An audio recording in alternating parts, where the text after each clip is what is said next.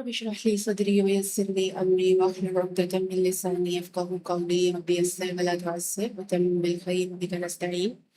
اللہ تعالیٰ کی توفیق سے آج ہم اپنا لیسن نمبر 7 سورۃ البقرہ آیت نمبر 47 سے 59 تک ہلکی پھلکی وضاحت کے ساتھ اس کی تفسیر اور اس کے کچھ معنی و مفہوم کو دیکھیں گے۔ آئیے آغاز کرتے ہیں۔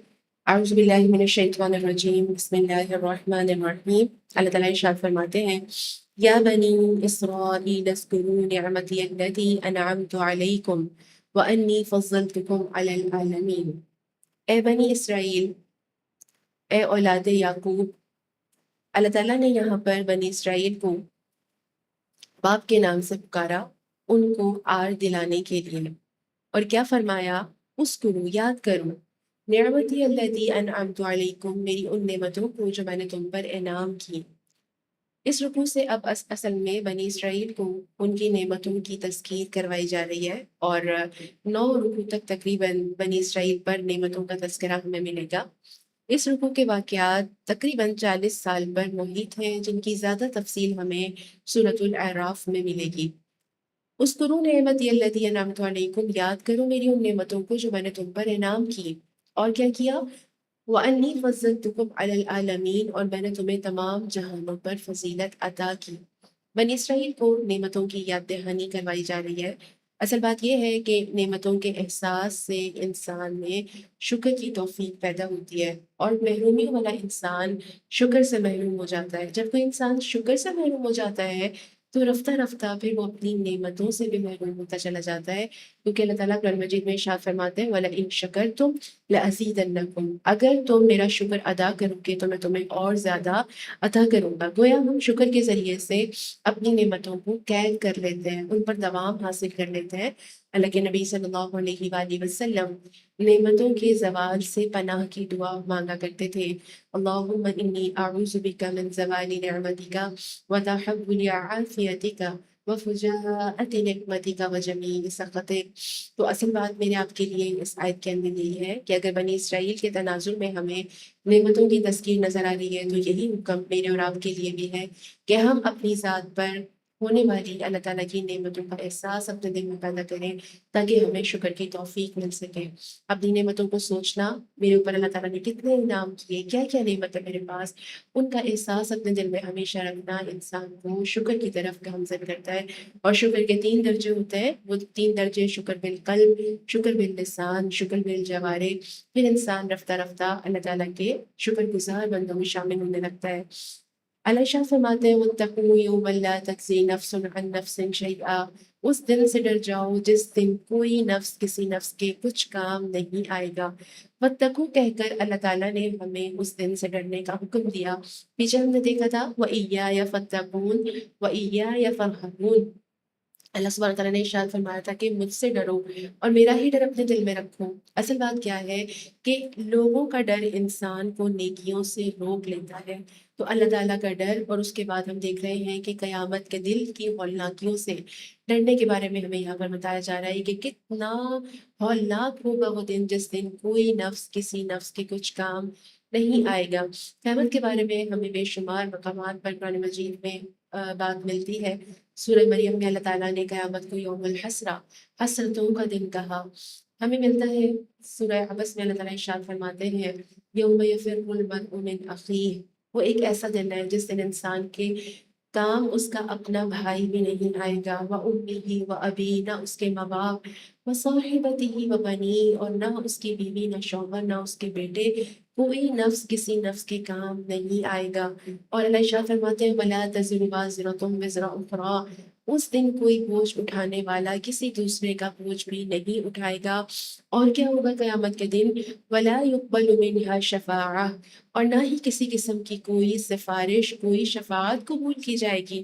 سفارش کے بارے میں بات یہاں پہ اس لیے آئی کہ گاہے بگاہے یہود کے اندر، بنی اسرائیل کے اندر یہ خیال پیدا ہو چکا تھا کہ ہم دنیا میں کچھ بھی کر لیں، قیامت میں ہمیں کسی نہ قسم کی کوئی مدد مل جائے گی، اور اگر مدد نہ ملی تو ہمارے لیے کوئی سفارش ہو جائے گی، اور اس کے ساتھ ساتھ کوئی نہ کوئی بدلہ دے دیں گے ہم جو ہمارے کام آئے گا۔ اور اس کی وجہ کیا تھی؟ ان کو یہ خوش فہمی تھی کہ چونکہ ہم انبیاء کی اولاد ہیں، ابراہیم علیہ السلام کی نسل سے ہیں ہم، اور دنیا اصل میں بنی ہی یہود کے لیے ہے، اس لیے ہمارے بدلے دوسرے آگ میں چلے جائیں گے، اور اگر پکڑ ہو بھی گئی تو کچھ دے دلا کر جان چھوٹ جائے گی۔ اللہ تعالیٰ نے یہاں پر ان کی اس غلط فہمی کا ازالہ کر دیا اور ہمیں بتا دیا کہ کوئی شفاعت، کوئی سفارش کام نہیں آئے گی۔ سفارش سفارش ہے، سفارش حکم نہیں ہے، سفارش برحق ہے۔ سب انبیاء نے دنیا میں دعائیں کی اپنی امتوں کے لیے، لیکن نبی محترم صلی اللہ علیہ وآلہ وسلم نے اپنا یہ حق قیامت کے لیے رکھ دیا اپنی امت کے لیے۔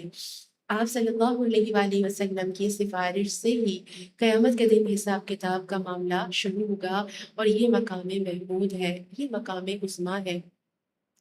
اس کے ساتھ ساتھ ہمیں سفارش کے حوالے سے کچھ شرائط ملتی ہیں کہ سفارش اسی کی جا سکے گی جس کے لیے اللہ تعالیٰ اجازت عطا فرمائیں گے، اور پھر انسان کے اپنے اندر بھی کچھ نہ کچھ قابلیت ضرور ہونی چاہیے۔ نارملی ہم دنیا میں دیکھتے ہیں کہ سفارش پہلے ہوتی ہے اور فیصلہ بعد میں ہوتا ہے، لیکن آخرت میں فیصلہ پہلے ہو چکا ہوگا لیکن سفارش، شفاعت بعد میں ہوگی، انبیاء، رسل، شہداء کو، صالحین کو عزت دینے کے لیے۔ اور یہود نے تو پھر انبیاء کی سفارش سوچی بھی تھی۔ آج ہم نے امت مسلمہ ہوتے ہوئے کس کس سے سفارش کی امید لگا کے رکھی ہوئی ہے کہ ہمارے کچھ بڑے، کچھ بزرگ، کچھ ہمارے گھر کے نیک افراد، چونکہ وہ بہت نیک ہیں اور وہ بہت نیکیاں کرتے ہیں تو ان کی وجہ سے ہمیں بھی جنت میں جانا نصیب ہو جائے گا۔ تو اصل بات یہ ہے جی، جو جتنا بے عمل ہوتا ہے وہ اتنی ہی زیادہ امید لگا کر بیٹھتا ہے کہ کسی نہ کسی طرح قیامت میں میری خلاصی ہو جائے، بس میں دنیا اپنی مرضی سے گزار لوں۔ اللہ ارشاد فرماتے ہیں من ذا الذی یشفع عنده الا باذنہ، کون ہے جو اللہ تعالیٰ کی بارگاہ میں اس کے اذن کے بغیر کسی کی سفارش کر سکے۔ اگر سفارش قبول نہیں ہوگی تو ولا یؤخذ منها عدل، انسان یہ سوچتا ہے کہ اچھا پھر کچھ دے دلا کر ہی جان چھوٹ جائے گی، تو اول تو اس دن کچھ ہوگا ہی نہیں پاس دینے کے لیے، دنیا فنا ہو چکی ہوگی۔ لیکن اگر وہ بھی بالفرض محال، تو اللہ ارشاد فرماتے ہیں کہ کسی قسم کا کوئی بدلہ قبول نہیں کیا جائے گا، وَلَا هُمْ يُنصَرُونَ، اور نہ ہی کسی قسم کی کوئی مدد کی جائے گی۔ تو اس سے ہمیں قیامت کے دن کی ہولناکی کے بارے میں احساس دل میں پیدا ہوتا ہے۔ پر اصل بات یہ ہے جی کہ اگر ہم اپنے علم آخرت کو فکر آخرت میں ڈھال لیں تبھی ہمارے عمل بہترین ہو سکتے ہیں۔ حضرت ابو ہریرہ رضی اللہ تعالیٰ عنہ سے روایت ہے، نبی اکرم صلی اللہ علیہ وآلہ وسلم نے ارشاد فرمایا میں حوض کوثر پر تم سے پہلے پہنچوں گا، جو میرے پاس سے گزرے گا وہ پانی پیے گا، اور جو پانی پی لے گا وہ کبھی پیاسا نہیں ہوگا۔ کچھ لوگ میرے پاس آئیں گے جنہیں میں پہچانوں گا اور وہ مجھے پہچانیں گے، لیکن پھر میرے اور ان کے درمیان روک ڈال دی جائے گی۔ میں کہوں گا یہ تو میرے امتی ہیں، تو کہا جائے گا اللہ کے نبی آپ نہیں جانتے کہ انہوں نے آپ کے بعد کیا کیا نئی باتیں آپ کے دل میں ایجاد کر لی۔ تب میں کہوں گا فسحقن فسحقن، بس دور ہو جاؤ، بس دور ہو جاؤ وہ لوگ جنہوں نے میرے بعد دین میں تبدیلی کر لی۔ تو اس سے مجھے اور آپ کو اپنے لیے بہت ساری عمل کی باتیں لینی ہے اور اپنی تیاری کو تیز کرنا ہے، نیکیوں کا بہترین توشہ آخرت جمع کرنی ہے۔ اللہ تعالیٰ ہمیں اس کی توفیق عطا فرمائے۔ آیت نمبر 49 میں اللہ ارشاد فرماتے ہیں وَإِذْ نَجَّيْنَاكُمْ، وَإِذْ اس کے اندر دوبارہ اذکروا ہے کہ اب دوبارہ اور نعمتوں کو یاد کروں۔ کون سی نعمت؟ نجیناکم، جب ہم نے تمہیں نجات دی۔ اللہ ارشاد فرماتے ہیں ہم نے تمہیں نجات دی، کس سے؟ من آل فرعون، نہ صرف فرعون سے بلکہ پوری کی پوری آل فرعون سے، اس کے لشکر سے، اس کے جتھے سے۔ کیا کرتے تھے وہ؟ یسومونکم سوء العذاب، وہ تمہیں بہت برا عذاب دیتے تھے۔ فرعون تمہارے اوپر مسلط تھا، وہ تمہیں بہت برا عذاب دیتا تھا، تمہارے لوگوں کو غلام بنا کر ان سے جبری مشقت کرواتا تھا، اور تمہاری کوئی اپنی مرضی نہیں چل سکتی تھی۔ اس کے ساتھ ساتھ اور کیا کرتا تھا؟ یذبحون ابناءکم، وہ تمہارے بیٹوں کو ذبح کروا دیتا تھا، ویستحیون نساءکم، اور اس کے ساتھ ساتھ وہ تمہاری عورتوں کو زندہ رہنے دیتے تھے۔ دیکھیے بات اتنی بھی سمجھ میں آ رہی ہے کہ یذبحون ابناءکم، بیٹوں کو ذبح کرنے کا مطلب یہی ہے کہ پھر لامحالہ طور پر بیٹیاں ہی زندہ رہتی تھیں، لیکن اللہ تعالیٰ نے الگ سے اس بات کا تذکرہ کیوں کیا؟ اصل میں ان کو آر دلانے کے لیے کہ سوچو تو صحیح اس معاشرے کا کیا حال ہوگا جس میں بیٹوں کو ذبح کر دیا جائے اور صرف بیٹیوں کو زندہ رہنے دیا جائے۔ فرعون کو بنی اسرائیل پر مسلط کیا گیا، وہ اللہ تعالیٰ کے چنے ہوئے لوگ تھے، لیکن انہوں نے حق ادا نہیں کیا، اپنے منہج کو پورا نہیں کیا، اس کی وجہ سے فرعون ان کے اوپر مسلط ہوا اور برا حکم ان کے لیے بیٹوں کو ذبح کرنے کا یا عذاب کا فرعون دیتا تھا، لیکن اللہ ارشاد فرما رہے ہیں کہ وہ فی ذالکم بلاء من ربکم عظیم، کہ اس سارے سینیریو میں تمہارے رب کی طرف سے تمہارے لیے ایک بہت بڑی آزمائش تھی۔ کیا پتہ چلا کہ انسان کے اوپر جو برے حکمران مسلط ہو جاتے ہیں یا اس کے اوپر کوئی مصیبت پریشانی آ جاتی ہے تو وہ اس لیے آتی ہے، اللہ تعالیٰ اس طرح اس کو گرفتار اس کی پریشانی میں اس لیے کرتے ہیں تاکہ انسان پلٹے اور اللہ تعالیٰ کی طرف رجوع کرے کہ لا الہ الا انت سبحانک انی کنت من الظالمین، اے اللہ تو پاک ہے بے شک اور میں ہی ظالم ہوں۔ کس بات سے تو پاک ہے؟ کہ تو میرے اوپر ظلم نہیں کر رہا، میرے اوپر جو مصیبت پریشانی آئی ہے وہ میرے اپنے ہاتھوں کا کسب ہے۔ ما اصابک من حسنۃ فمن اللہ، سوچ لو تمہارے اوپر جو بھی راحت آتی ہے وہ اللہ کی طرف سے آتی ہے۔ وما اصابک من سیئۃ فمن نفسک، جو پریشانی مصیبت برائی تمہارے اوپر آتی ہے وہ تمہارے اپنے ہاتھوں کا کسب ہے۔ بعض اوقات تو انسان کو اپنے گناہ یاد رہتے ہیں لیکن بعض اوقات گناہ کرنے کے بعد یاد بھی نہیں رہتے، تو جب بھی ہمیں بہترین خوبصورت دعائیں جو نبی محترم صلی اللہ علیہ وآلہ وسلم نے ہمیں تعلیم فرمائی وہ ملتی ہیں کہ اللہ تعالیٰ سے ہم دعا کرتے ہیں کہ اللہ من الذنب الذی اعلم ومن الذنب الذی لا اعلم، یہ میرے وہ گناہ جو مجھے یاد ہے وہ بھی معاف فرما دیجئے، اور میرے وہ گناہ جو مجھے یاد نہیں ہے جو میں کر کر کے بھول گئی مجھے وہ بھی میرے وہ گناہ بھی معاف فرما دیجئے۔ آیت نمبر 50 میں اللہ ارشاد فرماتے ہیں وَإِذْ فَرَقْنَا بِكُمُ الْبَحْرَ، اور جب ہم نے بھاڑا تمہارے لیے سمندر کو۔ یہ بات اس طرح سے بھی آ سکتی تھی وَإِذْ فَرَقْنَا الْبَحْرَ، کہ جب ہم نے سمندر کو پھاڑا۔ بحر کا لفظ سمندر کے لیے بھی آتا ہے اور دریا کے لیے بھی آتا ہے، لیکن بکم کے اندر محبت کا انداز ہے، پیار کا انداز ہے کہ دیکھو جب ہم نے تمہارے لیے سمندر کو پھاڑا۔ جیسے ایک ماں جب کوئی اچھا کھانا بناتی ہے تو کیا کہتی ہے اپنے بیٹے سے؟ دیکھو بیٹا میں نے آپ کے لیے یہ بڑے پیار سے بنایا، محبت کا انداز ہوتا ہے نا۔ بالکل اسی طرح سے یہاں پر اللہ تعالیٰ محبت سے ارشاد فرماتے ہیں تمہارے لیے ہم نے سمندر کو پھاڑا اور کیا کیا؟ فَأَنْجَيْنَاكُمْ، اور ہم نے تمہیں نجات دی، اور وَأَغْرَقْنَا آلَ فِرْعَوْنَ وَأَنْتُمْ تَنْظُرُونَ، اور ہم نے پوری کی پورے آل فرعون کو غرق کر دیا، اور ایسا غرق نہیں کیا کہ تمہیں بس خبر مل گئی ہو کہ فرعون والے سب کے سب غرق ہو گئے، بلکہ وَأَنْتُمْ تَنْظُرُونَ، تم اپنی نگاہوں سے یہ منظر دیکھ رہے تھے۔ طٰہٰ میں اس کے بارے میں سورۃ طٰہٰ کے اندر زیادہ ڈیٹیل آتی ہے، اور سورۃ الشعراء میں بھی۔ موسیٰ علیہ السلام کی حیات کے دو مقصد تھے۔ پہلا مقصد تھا بنی اسرائیل کو فرعون کی گرفت سے آزاد کروانا، اور دوسرا مقصد تھا تورات کا علم دینا۔ موسیٰ علیہ السلام کی ولادت سے پہلے فرعون نے قتل کا حکم دے دیا تھا، 1 سال کے بچے قتل کر دیے جاتے اور 1 سال کے بچے زندہ رہنے دیے جاتے۔ اسی وجہ سے موسیٰ علیہ السلام کے بڑے بھائی ہارون علیہ السلام اس فتنے سے محفوظ رہے۔ اب یہاں پہ ہمیں تھوڑی سی ہسٹری پتہ ہونی چاہیے اس کے بارے میں، چونکہ ہم زیادہ آگے جا کے ڈیٹیل پڑھیں گے، لیکن 40 سال تک مصر میں موسیٰ علیہ السلام جب رہ چکے اور وہ نہ مانا، حجت تمام ہوئی، تو اللہ سبحانہ وتعالیٰ نے موسیٰ علیہ السلام کو یہ حکم دیا کہ آپ بنی اسرائیل کو لے کر سمندر کے قریب جائیں اور سمندر کے قریب کنارے کنارے گھر بنانا شروع کر دیں۔ ہم دیکھتے ہیں کہ موسیٰ علیہ السلام کی پیدائش سے پہلے جب بیٹوں کو ذبح کرنے کا آرڈیننس پاس کیا جا چکا تھا، اور موسیٰ علیہ السلام بہت چھوٹے سے اس وقت تھے، اللہ تعالیٰ نے موسیٰ کی طرف وحی کی کہ جب آپ کو فوجوں کا خوف ہو تو آپ موسیٰ علیہ السلام کو ایک صندوق میں ڈالیں اور رسی باندھ کر دریا میں ڈال دیں۔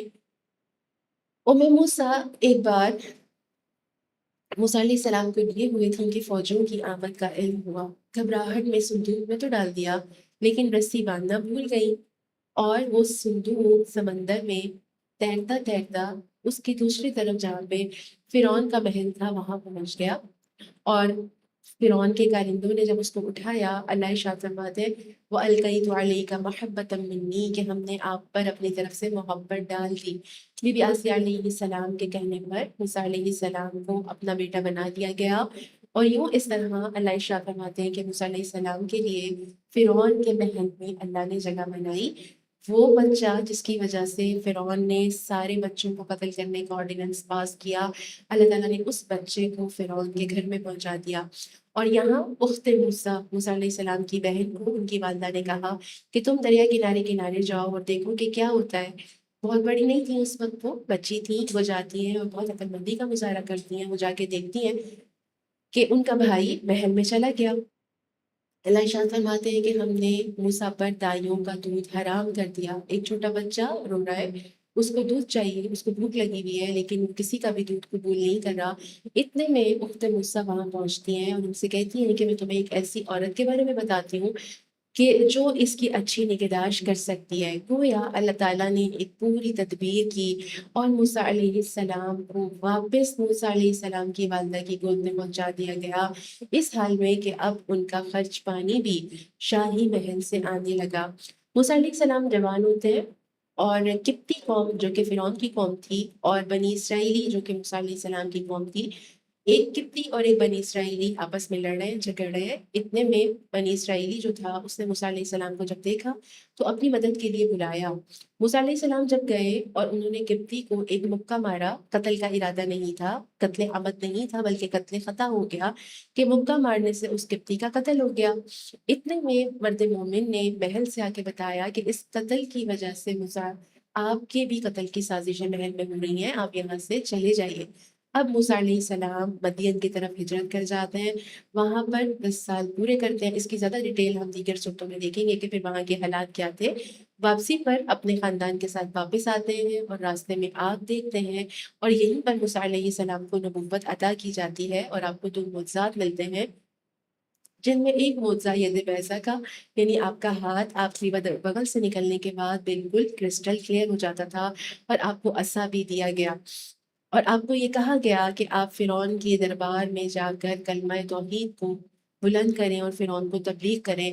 جب موسیٰ علیہ السلام فرعون کے دربار میں پہنچتے ہیں اور اللہ تعالیٰ کی نشانیاں بھی دکھاتے ہیں، تو بجائے اس کے کہ فرعون ان پر ایمان لاتا، اس نے ان کی ان معجزات کو اور ان نشانیوں کو جادو کہہ دیا اور مقابلے کے لیے جادوگروں کو جمع کر دیا. موسیٰ علیہ السلام کے ساتھ جادوگروں کا طے شدہ دن میں مقابلہ ہوتا ہے، اور اس میں موسیٰ علیہ السلام کی طرف سے معجزات دیکھتے ہوئے جادوگر ایمان لاتے ہیں. یہی وہ وقت تھا جب آسیہ علیہ السلام، فرعون کی جو بیوی تھی، انہوں نے بھی اسلام قبول کیا. یہ پہلا مقصد یہاں پہ ہم دیکھ رہے ہیں کہ کس طرح سے پورا ہوا. پھر موسیٰ علیہ السلام نے بنی اسرائیل کو اللہ کے حکم سے سمندر کے کنارے کنارے جمع کرنا شروع کیا، اور بالآخر اللہ کے حکم سے وہ لے کر سمندر کی طرف ایک دن نکل گئے. جب صبح ہو گئی اور کوئی نیبر فرعون کے دربار میں نہیں پہنچی تو ان کو تشویش ہوئی کہ آخر سب لوگ کہاں گئے. اور جب پتہ چلا کہ بس پوری کی پوری بنی اسرائیل جو کہ لاکھوں کی تعداد میں تھے وہ سب یہاں سے نکل کر چلے گئے، تو اس کو پریشانی ہوئی کہ پھر میری غلامی کون کرے گا. تو گویا وہ اپنے پورے یہ جو آل فرعون ہے اپنے لاؤ لشکر کے ساتھ اس نے پیچھا کیا. اور اللہ ارشاد فرماتے ہیں کہ ایسا وقت آیا کہ جس وقت دونوں جو گروہ تھے وہ آمنے سامنے ہو گئے. اللہ تعالیٰ سورہ شعراء کے اندر ارشاد فرماتے ہیں اسی واقعے کے تناظر میں کہ فَأَخْرَجْنَاهُمْ مِنْ جَنَّاتٍ وَعُيُونٍ، تو ہم نے انہیں کنہیں آل فرعون کو ان کے باغوں اور چشموں سے نکالا. مزے سے رہ رہے تھے اپنے باغوں میں، چشموں میں رہتے. کیا ہوتا زیادہ سے زیادہ موسیٰ بنی اسرائیل کو لے کے چلی جاتے نا، کم سے کم یہ غرق تو نہ ہوتے. لیکن جب اللہ تعالیٰ کی پکڑ آتی ہے تو انسان اس حال میں ہو جاتا ہے کہ وہ خود اپنی حرام گاہ کو چھوڑ کر اپنی مقتل کی طرف ہانک دیا جاتا ہے. وَكُنُوزٍ وَمَقَامٍ کریم، اور خزانوں سے اور عمدہ جگہ سے، گویا خزانے بھی تھے ان کے پاس. كَذَلِكَ وَأَوْرَثْنَاهَا بَنِي إِسْرَائِيل، اور اسی طرح ہوا اور ہم نے بنی اسرائیل کو ان تمام چیزوں کا وارث بنا دیا. آل فرعون کو ان کی نعمتوں سے نکال کے سمندر میں ڈبو دیا، اور ان کی ساری نعمتوں کا وارث اللہ تعالیٰ نے بنی اسرائیل کو بنا دیا. فَأَتْبَعُوهُمْ مُشْرِكِينَ، انہوں نے صبح صبح سورج نکلتے ہی ان کا پیچھا کیا. کہاں چلے گئے سب؟ فَلَمَّا تَرَاءَ الْجَمْعَانِ قَالَ أَصْحَابُ مُوسَىٰ إِنَّا لَمُدْرَكُونَ، پھر جب دونوں گروہوں نے ایک دوسرے کو دیکھا، یعنی موسیٰ علیہ السلام بنی اسرائیل کے لاکھوں کے لشکر کے ساتھ جب جا رہے ہیں، آگے سمندر آ گیا. اب کوئی کشتیاں تو تھیں نہیں پاس، سمندر کیسے پار کرتے؟ اور اس سے پہلے کبھی نہ کسی کے لیے سمندر پھٹا تھا، نہ ہی دل کے اندر یہ خیال تھا کہ سمندر پھٹ سکتا ہے، اس میں راستہ بن سکتا ہے. پیچھے سے فرعون بھی آ گیا، دونوں فوجیں آمنے سامنے آ گئیں. اب موسیٰ کے ساتھی پریشان ہوئے، وہ کہنے لگے کہ یقیناً ہم تو ضرور پکڑے جانے والے ہیں. لیکن موسیٰ علیہ السلام کا اپنے رب کے ساتھ معاملہ اور توکل بہت زیادہ ہمیں عمل کے نکات سکھاتا ہے۔ موسیٰ علیہ السلام کیا ارشاد فرماتے ہیں؟ قال کلا، موسیٰ نے کہا ہرگز نہیں، ان معی ربی سیہدین، یقیناً میرا رب میرے ساتھ ہے، وہ ضرور میری رہنمائی کرے گا۔ تو کیا پتہ چلا ہمیں یہاں سے کہ اسباب موجود ہوں اور پھر اللہ پہ توکل ہو؟ یہ توکل نہیں ہے، توکل یہ ہے کہ اسباب موجود نہ ہوں اور پھر انسان یہ کہے کہ ان معی ربی سیہدین، یقیناً میرا رب میرے ساتھ ہے، جو ضرور بضرور میری رہنمائی کرے گا۔ تو یہ ہے توکل کا سب سے اعلیٰ درجہ۔ جب بندہ مومن اس نہج پہ توکل کرتا ہے تو پھر اللہ کیا ارشاد فرماتے ہیں؟ فَأَوْحَيْنَا إِلَى مُوسَىٰ أَنِ اضْرِب بِعَصَاكَ الْبَحْرَ، بس ہم نے موسیٰ کو وحی بھیجی کہ اپنی لاٹھی کو سمندر پر مارو۔ سمندر پھٹ گیا اور ہر حصہ یعنی دونوں حصے ایک عظیم پہاڑ جیسے ہو گئے۔ سمندر پھٹا، ایک حصہ اس طرف دوسرا حصہ اس طرف اور بیچ میں راستہ بن گیا۔ وہ ازلفنا ثم الآخرین، اللہ شاہ فرماتے ہیں اور دوسرے فریق کو ہم نے وہاں قریب کر دیا۔ فرعونی جو تھے وہ بالکل بنی اسرائیلیوں کے قریب آ گئے۔ وَأَنْجَيْنَا مُوسَىٰ وَمَن مَّعَهُ أَجْمَعِينَ، اور ہم نے موسیٰ علیہ السلام کو اور ان سب کو جو اس کے ساتھ تھے نجات دلا۔ دیکھیے صرف سمندر کا پھٹنا یہاں پہ ہمیں بہت کچھ نہیں سکھا رہا، بلکہ اس کے ساتھ ساتھ سمندر تو پھٹ گیا، ایک بہت بڑا حصہ دائیں میں پہاڑ کی طرح، الٹے ہاتھ پہ دائیں ہاتھ پہ پہاڑ کی طرح جمع ہو گیا۔ اس سمندر میں سے گزرنا اس کے لیے کتنا بڑا توکل چاہیے کہ اللہ پر یقین ہو کہ میرے گزرنے سے پہلے یہ دونوں جو حصے ہیں سمندر کے یہ آپس میں نہیں مل سکتے۔ تو موسیٰ علیہ السلام کس قدر خوبصورت توکل اور یقین اور استقامت کے درجے پر فائز تھے، اور اصل میں یہ استقامت ہی ہے، یہ ہے استقامت کا وہ درجہ جس پر اللہ تعالیٰ کی طرف سے مدد آیا کرتی ہے۔ ان الذین قالوا ربنا اللہ ثم استقاموا تتنزل علیہم الملائکہ۔ پھر اللہ ارشاد فرماتے ہیں کہ ہم نے موسیٰ کو اور ان سب کو جو ان کے ساتھ تھے نجات دلائی۔ جیسے ہی موسیٰ اور ان کے لشکر نے سمندر کو پار کیا تو فرعون کی مت ماری گئی اور وہ بھی بنی اسرائیل کو پیچھا کرنے کے لیے اپنے لاؤ لشکر کے ساتھ سمندر میں اتر گیا، لیکن جب وہ اور اس کے ساتھی بالکل سمندر کے وسط میں آ گئے تو اللہ ارشاد فرماتے ہیں ثم اغرقنا الآخرین، ہم نے ان سب کے سب کو غرق کر دیا۔ وَأَغْرَقْنَا آلَ فِرْعَوْنَ، اللہ نے غرق کر دیا فرعونیوں کو۔ کیا یہ چھوٹی بات تھی؟ کتنی بڑی اللہ تعالیٰ کی طرف سے یہ ایک رحمت تھی ان کے لیے کہ اتنے بڑے فرعون کو اللہ تعالیٰ نے کیسے ڈبویا؟ وَأَنْتُمْ تَنْظُرُونَ، تمہاری آنکھوں کے سامنے وہ ڈوبا، تم دیکھ رہے تھے۔ لیکن ہم دیکھتے ہیں کہ بنی اسرائیل نے موسیٰ علیہ السلام کو پھر اتنی بڑی نشانیاں دیکھنے کے بعد کس طرح سے پریشان کیا، اگلی آیات میں ہم دیکھتے ہیں۔ آیت نمبر 51 میں اللہ ارشاد فرماتے ہیں وَإِذْ بَاعَدْنَا مُوسَىٰ 40 لَيْلَةً، اور جب ہم نے موسیٰ سے وعدہ کیا 40 لیلہ 40 راتوں کا۔ گویا آیت نمبر 50 میں ہم نے دیکھا کہ موسیٰ علیہ السلام کی زندگی کا پہلا مقصد کہ بنی اسرائیل کو آزاد کرانا فرعون کے چنگل سے وہ پورا ہوا، اور اب آیت نمبر 51 میں موسیٰ علیہ السلام کی زندگی کا دوسرا مقصد کہ اب کتاب ملنے کا وقت ہے، اب تورات ملنے کا وقت ہے۔ اب موسیٰ علیہ السلام کو بلایا جا رہا ہے۔ کیوں بلایا جا رہا ہے؟ وہیں پہ کیوں نہیں مل گئی تورات جب موسیٰ اپنی قوم کے ساتھ تھے؟ تو علم کے لیے ایک خاص ماحول کی ضرورت ہوتی ہے، جیسے نبی محترم صلی اللہ علیہ وآلہ وسلم قرآن مجید کے نزول سے پہلے اقرأ بسم ربک الذی خلق کی پکار سے پہلے غار حرا میں چلے جاتے اور آپ وہاں جا کر تدبر اور تفکر اور غور و فکر کرتے۔ تو موسیٰ علیہ السلام کو کوہ طور پر بلایا گیا۔ بالکل اسی بات کا ہمیں تبصرہ سورۃ الاعراف آیت نمبر 142 میں بھی ملتا ہے کہ پہلے 30 راتوں کے لیے بلایا تھا، لیکن بعد میں 10 اور بڑھا کر 40 راتیں کر دیا گیا۔ اب اس میں عمل کی بات میرے آپ کے لیے یہی ہے کہ ہم کتنے سنجیدہ ہیں علم کے لیے، ہم نے کتنا اپنے آپ کو فوکس کیا۔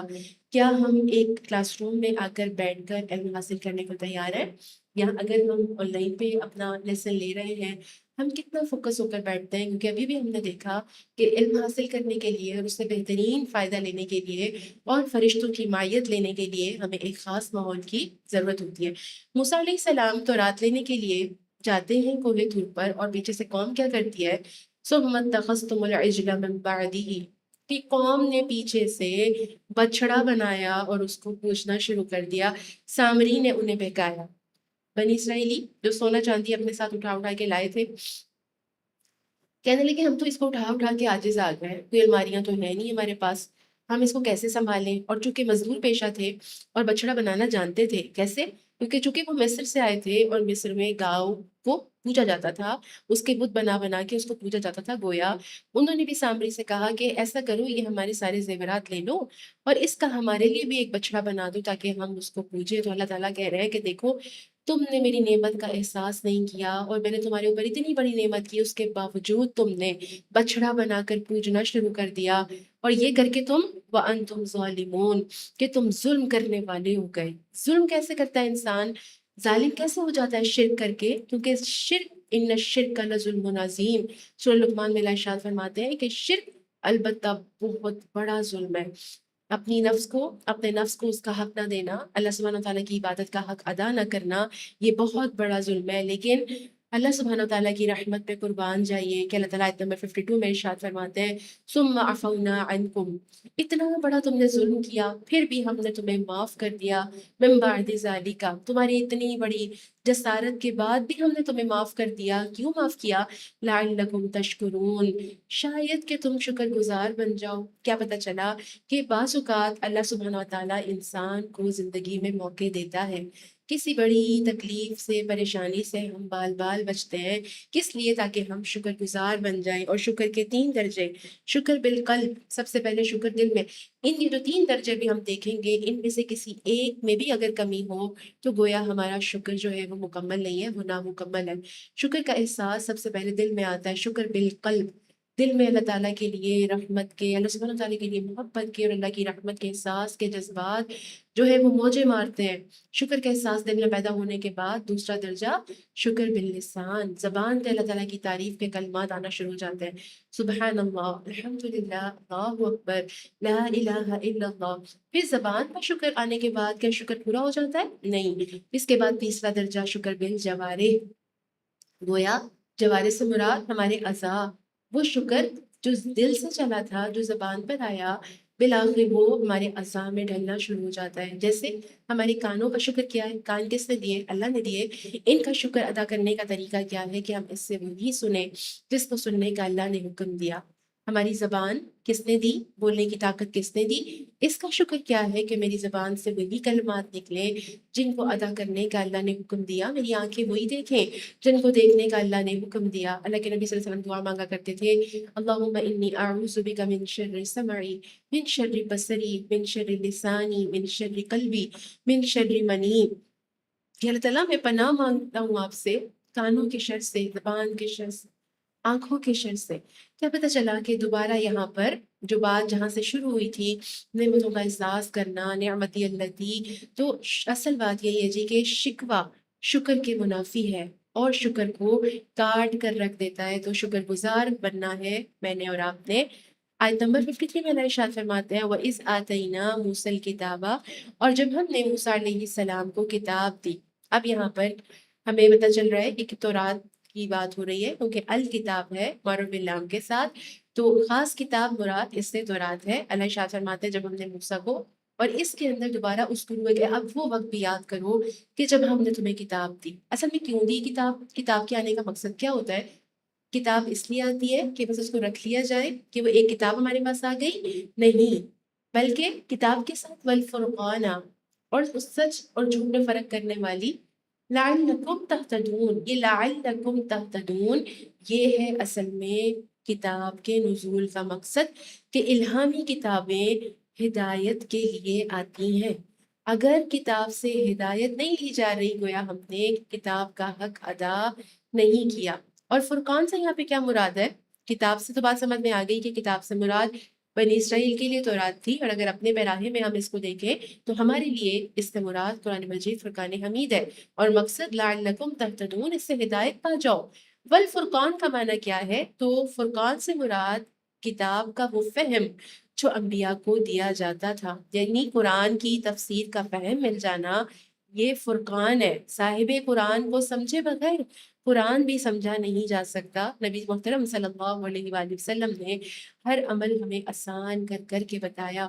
آپ کی زبان سے جو الفاظ نکلے، جیسے قرآن ہمارے لیے حجت ہے، ایسے آپ کا ہر عمل جو آپ کی زبان مبارک سے الفاظ نکلے جنہیں ہم حدیث کی صورت میں جانتے ہیں وہ بھی ہمارے لیے حجت ہے. جیسے کوئی بات قرآن سے ثابت ہوتی ہے ایسے ہی وہ کوئی بات حدیث سے بھی ثابت ہوتی ہے. گویا ہم نے کیا جانا کہ اگر قرآن تفسیر کے ساتھ نازل ہوتا تو کتنے والیوم ہوتے اس کے؟ بہت زیادہ ہوتے نا. اللہ سبحانہ تعالیٰ فرماتے ہیں کہ اللہ تعالیٰ نے کتابیں بھی دیں اور اس کے ساتھ انبیاء کو فرقان بھی دیا تاکہ وہ اپنی امتوں کو اچھے طریقے سے بتا سکیں کہ کیا صحیح ہے کیا غلط ہے کیا سچ ہے اور کیا جھوٹ ہے. وَإِذْ قَالَ مُوسَىٰ لِقَوْمِهِ اور جب موسیٰ علیہ السلام نے اپنی قوم سے کہا یا قومی اے میری قوم انکم ظلمتم انفسکم بے شک تم نے اپنی جانوں پر ظلم کیا. کیسے؟ باتخاذکم العجلہ بچڑا پوجا تم نے. موسیٰ علیہ السلام کو کوہ طور پر جب آپ کتاب کے لیے گئے ہوئے تھے تورات کے لیے گئے ہوئے تھے تو وہیں پر اللہ تعالیٰ نے بتا دیا تھا کہ آپ کی قوم نے بچڑا پوجنا شروع کر دیا. موسیٰ علیہ السلام واپس پلٹے. زبرد کی تختیاں تھیں تورات کی جن کو غصے میں موسیٰ علیہ السلام نے پھینکا. تو کیا پتہ چلا کہ شرک کے مظاہر دیکھ کر ایمان والے کو غصہ آتا ہے. اگر ہمارے ماتھے پہ بل بھی نہ پڑے اور ہم سارے شرک کے مظاہر برداشت کرتے چلے جائیں گویا کہ ہمارا ایمان ابھی کمزور ہے. دوسروں کی ہدایت کی فکر نہ ہونا اس بات کی دلیل ہے کہ بھی اپنی بھی ہدایت پوری نہیں ہے. تو ہدایت یافتہ انسان دوسروں کو اس طرح سے برداشت نہیں کر سکتا کہ وہ بغیر ہدایت کی زندگی گزارے. اور کہا جاتا ہے کہ موسیٰ کے جانے کے بعد جب بچڑا پوجا تو بنی اسرائیلی 3 حصوں میں بٹ گئے تھے. ایک وہ جنہوں نے شرک کیا تھا بچڑا پوجا تھا اور آگے آگے تھے. دوسرے وہ جنہوں نے منع کیا تھا اور تیسرے وہ جو لا تعلق رہے تھے. اب اللہ ان سے شاہ فرماتے ہیں کہ فتوبوا الی بارئکم موسیٰ نے ان سے کہا کہ تم نے بہت بڑا ظلم کیا ہے بچڑے کو پوج کر. اب کیا کرو اللہ تعالیٰ کی بارگاہ میں توبہ کرو. اور تمہاری توبہ کیسے ہوگی کہ تمہیں کیا کرنا پڑے گا؟ فَاقْتُلُوا أَنفُسَكُمْ بس تمہیں قتل ہونا پڑے گا. یہ انفسکم سے مراد یہ نہیں کہ تم خودکشی کرو گے اپنے آپ کو مارو گے نہیں بلکہ جو تعلق رہے تھے جنہوں نے شرک نہیں کیا تھا ان سے کہا گیا کہ جنہوں نے شرک کیا تھا ان کو قتل کیا جائے گا. دیکھیے سارے گناہ اگر اب ہم اپنے لیے لیں امت مسلمہ ہونے کے ناطے سے بھی تو گناہ نارملی 3 طرح کے ہوتے ہیں. ایک تو وہ ہوتے ہیں جو ہماری نیکیوں کی صورت میں خود بخود معاف ہوتے رہتے ہیں جو صغائر میں سے ہوتے ہیں. جیسے ایک نماز سے دوسری نماز تک کے جو گناہ ہوتے ہیں اگلی نماز پچھلی جو گناہ ہوتے ہیں ان کا کفارہ ہوتی ہے. پھر وضو کے ذریعے سے بہت زیادہ گناہ معاف ہوتے چلے جاتے ہیں. اس کے ساتھ ساتھ جب ہم اللہ تعالیٰ کا ذکر کر رہے ہوتے ہیں جب ہم درود پڑھ رہے ہوتے ہیں تب بھی ہمارے گناہ معاف ہو رہے ہوتے ہیں. نمبر 2 پہ پھر وہ گناہ آتے ہیں جو تھوڑا سا سنگین نوعیت کے ہوتے ہیں اور جو توبہ کے بغیر معاف نہیں ہوتے جن کے لیے ہمیں توبہ کرنی پڑتی ہے. اور نمبر 3 پہ پھر وہ گناہ آتے ہیں اتنے سنگین ہوتے ہیں کہ جن کے لیے توبہ بھی نہیں ہوتی جن کے لیے پھر کوئی نہ کوئی کفارہ ہوتا ہے کوئی نہ کوئی رینسم ہوتا ہے. جیسے اگر کوئی زہار کر لے اپنی بیوی سے تو اب وہ توبہ کرے گا تو اس کے گناہ معاف ہو جائیں گے؟ نہیں بلکہ یا تو اسے غلام آزاد کرنا پڑے گا یا مسلسل 2 ماہ کے روزے رکھنے پڑیں گے. تو گویا یہ ان کے لیے اتنا سنگین جرم تھا کہ ان کے لیے جو توبہ کے الفاظ تھے وہ یہی تھے کہ تمہیں قتل ہونا پڑے گا اور 70,000 قتل ہوئے تھے توبہ کے لیے. اللہ ارشاد فرماتے ہیں کہ تمہیں قتل ہونا پڑے گا اور ذالکم خیر لکم عند بارئکم اور یہ تمہارا توبہ کا جو انداز ہے یہ اللہ تعالیٰ کی بارگاہ میں اگر تم سمجھو تو تمہارے لیے بہت بہتر ہے. فتاب علیکم بس اللہ تعالیٰ نے تمہاری توبہ قبول کی. اور اللہ سبحانہ تعالیٰ سے بہت زیادہ محبت کا احساس پیدا ہوتا ہے جب ہم گرامر کی باریکیوں میں جاتے ہیں. دیکھیں انہو بے شک وہ ہوا وہی تو ہے تواب بہت زیادہ توبہ قبول فرمانے والا الرحیم بہت زیادہ رحم فرمانے والا. تو مسلمانوں کے لیے بھی توبۃ النصوح ہے. یا ایھا الذین آمنوا توبوا الی اللہ توبۃ نصوحا پکی سچی توبہ اللہ تعالیٰ کی بارگاہ میں کرو. اور توبۃ النصوحا کا تعلق ماضی حال مستقبل تینوں زمانوں سے ہوتا ہے. ماضی میں کیے ہوئے گناہ پر ندامت ہونی چاہیے نہ کرنے کا آئندہ نہ کرنے کا مصمم ارادہ اور حال میں شرمساری ہونی چاہیے اللہ تعالیٰ کی بارگاہ میں توبہ کرتے ہوئے صرف تسبیح کے دانے گراتے جانا اور استغفار استغفار پڑھتے چلے جانا اور دل حاضر نہیں ہے اللہ تعالیٰ کی طرف یا ندامت کا احساس نہیں ہے یا مستقبل کے لیے بھی کوئی خاص پلان نہیں ہے بچنے کا، تو پھر ایسی توبہ زیادہ تر انسان کو فائدہ نہیں دیتی۔ آئندہ میں اپنی فائن میں اللہ شاہ فرماتے ہیں وَإِذْ قُلْتُمْ يَا مُوسَىٰ لَن نُؤْمِنَ لَكَ حَتَّىٰ نَرَى اللَّهَ جَهْرًا وَإِذْ اور اس گرو کے معنوں میں اب دوبارہ یاد کرو جب تم نے موسیٰ سے کہا کیا موسیٰ، دیکھیے کس قدر بے ادبی کا انداز ہے کہ ایک قوم اپنے نبی کا نام لے رہی ہے، یا موسیٰ یا موسیٰ اے موسیٰ، لن نؤمن لکا، لن نیور کے معنوں میں لا ہوتا ہے تو نہیں، اور لن نیور ہرگز نہیں، یعنی ان کی سٹبنس کی طرف اشارہ ہے، کہنے لگے ہم تو ہرگز ایمان نہیں لائیں گے تجھ پر حتی نر اللہ جہرا، یہاں تک کہ ہم اللہ تعالیٰ کو کھلم کھلا دیکھیں۔ چھوٹا منہ اور بڑی نہیں، بہت بڑی بات کر دی انہوں نے۔ موسیٰ علیہ السلام جب تورات لے کر آئے تو یہ ان کے قوم کے سردار کہنے لگے ہمیں تو یقین نہیں ہے کہ یہ کتاب آپ کو اللہ کی طرف سے ملی ہے، گویا ہمارے 70 سردار آپ کے ساتھ جائیں گے اور جا کے اس بات کو ویریفائی کریں گے۔ جب وہ لوگ وہاں گئے اور اس بات کو بھول کر کیا مطالبہ کرنے لگے حتی نر اللہ جہرا، اب تو ہم اگر اللہ تعالیٰ کو کھلم کھلا دیکھیں گے تو ہم اس بات پر ایمان لے کر آئیں گے۔ ان کے اس حد سے بڑے ہوئے مطالبے کی پاداش میں اللہ ارشاد فرماتے ہیں فَأَخَذَتْكُمُ الصَّاعِقَةُ، ان کو بجلی کی کڑک نے پکڑ لیا، وَأَنْتُمْ تَنْظُرُونَ اور تم تو دیکھ ہی رہے تھے۔ گویا ان تمام کو موت دے دی گئی اللہ تعالیٰ کی طرف سے۔ اور سورۃ الاعراف 143 میں ہم دیکھتے ہیں کہ اللہ تعالیٰ کو دیکھنے کا مطالبہ موسیٰ علیہ السلام نے بھی کیا تھا، تو پھر موسیٰ علیہ السلام کے ساتھ ایسا کیوں نہیں ہوا اور ان کی قوم کے ساتھ ایسا کیوں ہوا؟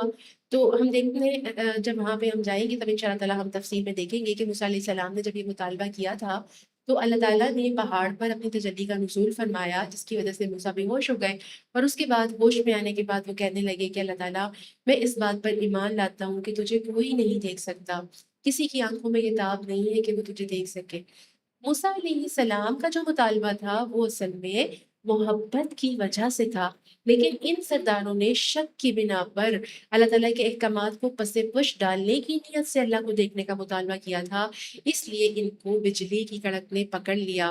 کیا ہمارے لیے بھی کوئی دعا ہے ایسی؟ اللہ کے نبی صلی اللہ علیہ وسلم سے ہمیں دعا ملتی ہے اللہم انی اسألک لذت النظر الی وجہک والشوق الی لقائک، اے اللہ میں تجھ سے سوال کرتا ہوں کہ میں لذت حاصل کروں تیرے چہرے کے دیدار سے اور میں تیری ملاقات کے شوق کا طالب ہوں۔ تو یہ دعا پڑھنی چاہیے اس امید کے ساتھ کہ انشاءاللہ تعالیٰ جنت میں جب یوم المزید ہوگا تو جنتیوں کو اللہ تعالیٰ کا دیدار کروایا جائے گا۔ اب جب سارے کے سارے سردار بے ہوش ہو گئے، موسیٰ علیہ السلام نے دیکھا کہ میری قوم تو میرے پیچھے پڑ جائے گی دوبارہ کہ موسیٰ آپ کے ساتھ گئے تھے اور سب کے سب مارے گئے۔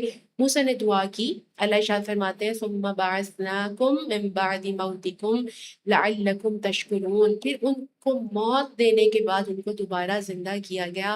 آپ کو کچھ تفاسیر ایسی ملیں گی جس میں موت کی بجائے کہا جاتا ہے کہ وہ مرے نہیں تھے بلکہ وہ بے ہوش ہوئے تھے، ٹھیک ہے؟ تو ایسی تفاسیر سے ہمیں زیادہ فائدہ نہیں لینا چاہیے۔ آپ دیکھیے کہ وہ رب جو کروڑوں انسانوں کو رات نیند میں جانے کے بعد، نیند بھی کیا ہے؟ موت کی بہن ہے نا، صبح دوبارہ زندہ کر سکتا ہے، کیا وہ رب موت کے بعد دوبارہ زندہ نہیں کر سکتا؟ جبکہ یہاں پہ لکھا ہوا کیا ہے من بعد موتکم، تمہاری موت کے بعد تمہیں دوبارہ زندہ کیا، کیوں کیا؟ لعلکم تشکرون، تاکہ تم شکر گزار بنو۔ اور کیا ہوا؟ اب یہاں سے مزید نعمتوں کا تذکرہ ہے وَظَلَّلْنَا عَلَيْكُمُ الْغَمَامَ، اور ہم نے سایہ کیا تم پر، علیکم الغمامہ، تم پر بادلوں کا سایہ کیا۔ موسیٰ علیہ السلام نے جب سمندر پار کیا اور اس وقت پھر وہ صحرا کے اندر موجود تھے، ان کو کہا گیا بنی اسرائیل کو کہ اب جاؤ اور آگے قوم عمالقہ ہے اس سے جا کے جہاد کرو، تمہارے لیے اللہ تعالیٰ نے فتح لکھ دی ہے کہ فتح تمہیں ہی ملے گی، بس جا کے جہاد کرو اور تمہارے لیے وہ علاقہ ہے۔ اس قوم نے جہاد کا انکار کیا، جس کی پاداش میں ان کو 40 سال کے لیے وادی تیہ میں بھٹکنے پر مجبور کر دیا گیا۔ اب وہاں پر کوئی سایہ تو تھا نہیں، تو اللہ ارشاد فرماتے ہیں اب دوبارہ سے یہاں سے نعمتوں کی تذکیر ہے کہ یاد کرو جب ہم نے تم پر بادلوں کا سایہ کیا۔ اصل میں یہاں سے وادی تیہ میں جو 6 لاکھ کا لشکر تھا بنی اسرائیل کا، ان کی کہانی ہے، صحرا میں نہ تو گھر تھا، گرمی بھی بہت زیادہ تھی، تو اللہ تعالیٰ نے بادل کا سایہ کیا، اور کیا کیا، چونکہ کوئی کھیتی باڑی بھی نہیں تھی، کوئی مارکیٹس بھی نہیں تھی، تو کھانے کے لیے ان کو وَأَنزَلْنَا عَلَيْكُمُ الْمَنَّ وَالسَّلْوَىٰ، دوبارہ اور نعمتوں کا تذکرہ کہ ہم نے تمہارے لیے من اور سلوہ اتارا۔ من سلوہ کیا تھا؟ یہ اللہ تعالیٰ کی طرف سے بنی اسرائیل کے لیے کھانے کا انتظام تھا۔ من سے مراد کوئی میٹھی چیز تھی، اور سلوہ سے مراد بھنا ہوا گوشت تھا، جو کہ نارملی بٹیر کا کہا جاتا ہے۔ اللہ تعالیٰ نے ان کے لیے یہ انتظام کیا تھا کہ تمہارے کام اللہ کرتا ہے، تمہاری روزی روٹی کا بندوبست اللہ کرتا ہے، اور تم اللہ کے راستے کے کام کرو، جاؤ قوم عمالقہ سے جہاد کرو۔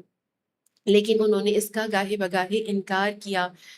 بنی اسرائیلی اس صحرا میں جب بھٹکنے کے لیے چھوڑ دیے گئے، روزانہ صبح اٹھتے اور اپنا سفر شروع کرتے، سفر کر کر کے جب رات ہوتی تھک جاتے، سو جاتے، اور صبح اٹھتے تو پھر دوبارہ وہ وہیں پر موجود ہوتے جہاں سے انہوں نے سفر شروع کیا تھا۔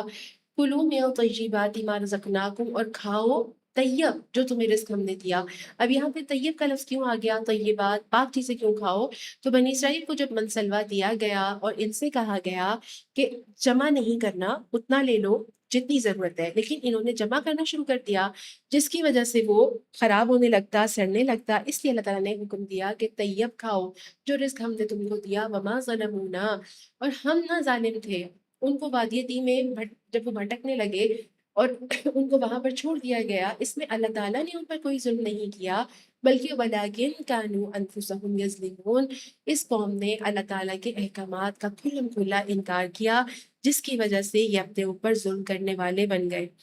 وَإِذْ قُلْنَا ادْخُلُوا، اب آیت نمبر 48 سے یہاں پہ اب وہ نسل 40 سال میں مر گئی جس نے جہاد کا انکار کیا تھا، اور ان کی اگلی نسل جس کو اللہ تعالیٰ نے صحرا کے تھپیڑوں میں پروان چڑھایا، اور اس نسل نے، اب موسیٰ علیہ السلام کا بھی انتقال ہو گیا، اور موسیٰ علیہ السلام کے ساتھ ہی یوشع بن نون، جن کے بارے میں کہا جاتا ہے کہ ان کو نبوت بھی ملی، ان کی معیت میں اور ان کی سربراہی میں پھر اس نئی نسل نے، بنی اسرائیل کی نئی نسل نے یروشلم کو فتح کیا۔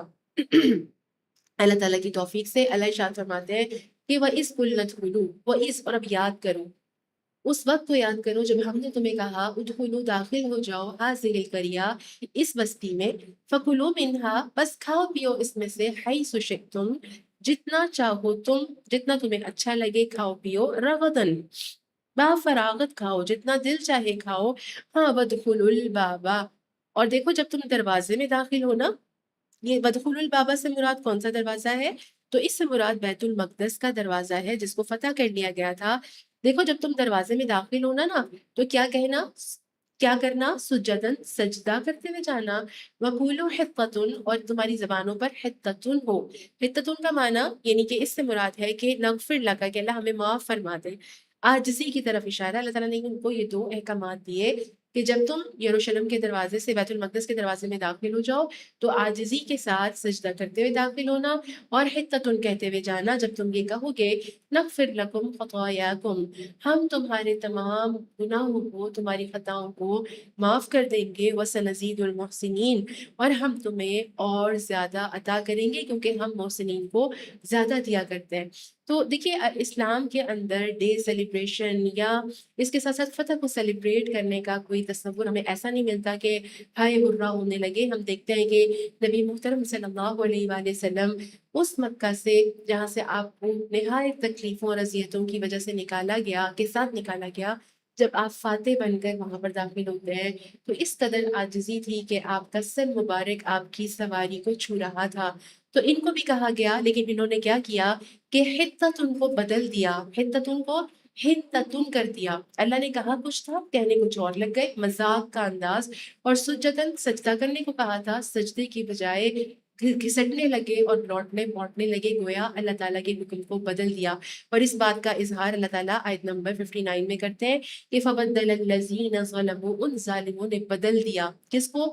قولا، بات کو، غیر الذی قیل لہم، جو ان سے کہا گیا تھا اس کے سوا کچھ اور کرنے لگے، تو اللہ نے بھی کیا کیا پھر جب انہوں نے اللہ کی بات کو بدل ڈالا، اللہ کے واضح واضح حکم کو نہیں مانا، ابھی اللہ تعالیٰ نے ان کو اتنی بڑی فتح عطا فرمائی، اللہ تعالیٰ کی توفیق سے ان کو فتح ملی، وادی طی سے ان کی جان چھٹی اور ایک بڑی اچھی جگہ پر اللہ کہہ رہے ہیں داخل ہو جاؤ، کھاؤ پیو جتنا چاہو کھاؤ پیو، بس اتنا کام کرنا کہ سجدہ کر لینا اور اس کے ساتھ ساتھ حتتن کہہ دینا۔ لیکن اس قوم نے جب بات کو بدلا تو اللہ تعالیٰ نے بھی پھر اپنے حکم کو بدل دیا۔ اللہ ارشاد فرماتے ہیں فَأَنزَلْنَا عَلَى الَّذِينَ ظَلَمُوا، بس ہم نے نازل کیا ان لوگوں پر جو ظالم تھے، رجزن ایک سخت عذاب، رجز سے مراد وہ عذاب ہے جس سے گھن آئے، اور ہمیں روایات سے پتہ چلتا ہے کہ پھر ان پر طاعون کا عذاب آیا۔